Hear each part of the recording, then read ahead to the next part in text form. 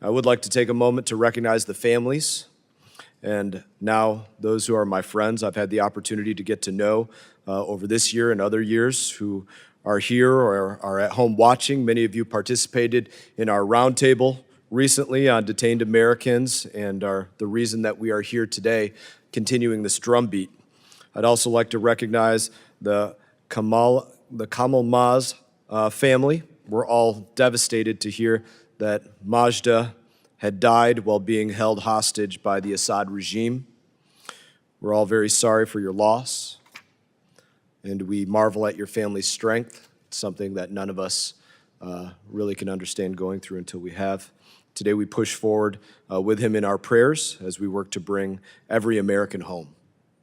The American detainees that we discussed at our roundtable are just some of those that are around the world that are being held. And while I'm glad that we have gotten other Americans home in recent years, I have many questions about whom the Biden administration has prioritized and who was left behind. Why did President Biden trade Victor Bout, the Russian arms dealer who conspired to kill Americans, for Brittany Grenier, but failed to secure Paul Whelan or Mark Fogel's release at the same time? These are questions that Americans want to know the answer to. Why did President Biden trade 5 Iranian spies and provide easier access to billions of dollars in exchange for 5 Americans, but other Americans were left behind? These are questions that Americans and families want answers to. The administration pays attention to famous and politically well-connected, but there are those that feel that those that are not politically famous or well-connected don't get the same treatment. Americans want answers to those things. Those whose loved ones are with us today must fight tooth and nail to get meetings.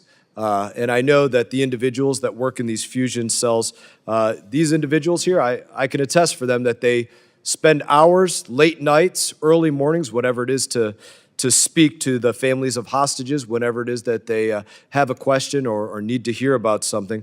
But there are lingering questions that remain. I spoke with our witnesses before this hearing, and it is to your testament that you communicate regularly with families, but we cannot deny the powerful testimony from those who feel that their loved one's case is not prioritized by or even in the mind of the president. That's their feelings. That's how they feel.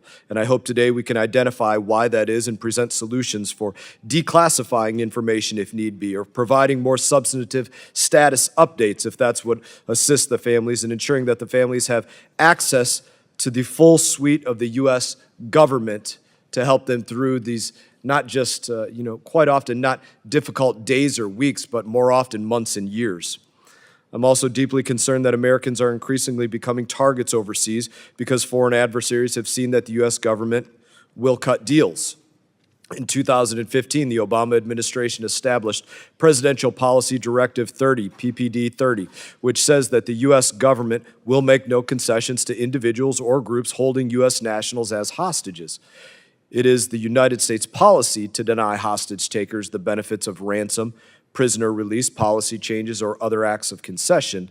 The policy goes on to state why this is important, because it protects U.S. nationals and strengthens national security by removing a key incentive for hostage takers to target U.S. nationals, unquote, stopping the practice and denying malicious actors money, personnel, and resources.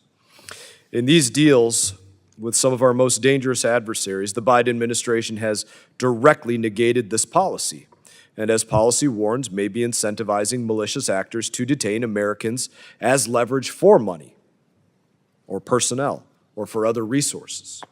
Venezuela, Iran, Russia, China, and others have gotten exactly what they wanted simply by taking Americans hostage and waiting for the administration to make an offer or negotiate in a number of different ways to the offer that is finalized.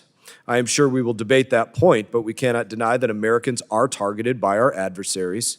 So I would also like to hear about the deterrence that we are offering so that Americans are not detained by our adversaries. 1, 5, 10 years from now, what will we have done to assure Americans walk this earth freely without fear of wrongful detention, because our adversaries know that the full force of the United States of America will come crashing down on them if they harm our American citizens? As we speak, dozens of innocent Americans are wrongfully detained or held hostage around the world, including 8 who were taken by Hamas during the October 7th terrorist attack. Each of them should know that an American is coming for them. Whether it's an American diplomat or an American door kicker, it should be known that there is an American coming for you if you are held abroad. I look forward to working with all of you to ensure that you have what you need to cut through the bureaucracy and bring Americans home. I know this is work that tears at your heart as you're working with them, because you do have to speak with the families on a daily, weekly, nightly, monthly, whatever it be, basis, and have to carry the burden of somebody is detained under your watch. And so I do look forward to hearing what you have to say about this, understanding the personal nature in which you are tied to your work. Hey everyone, thank you for watching this video. If you enjoyed the video, please click like and subscribe. I will be back on YouTube with more exclusive content, so stay tuned.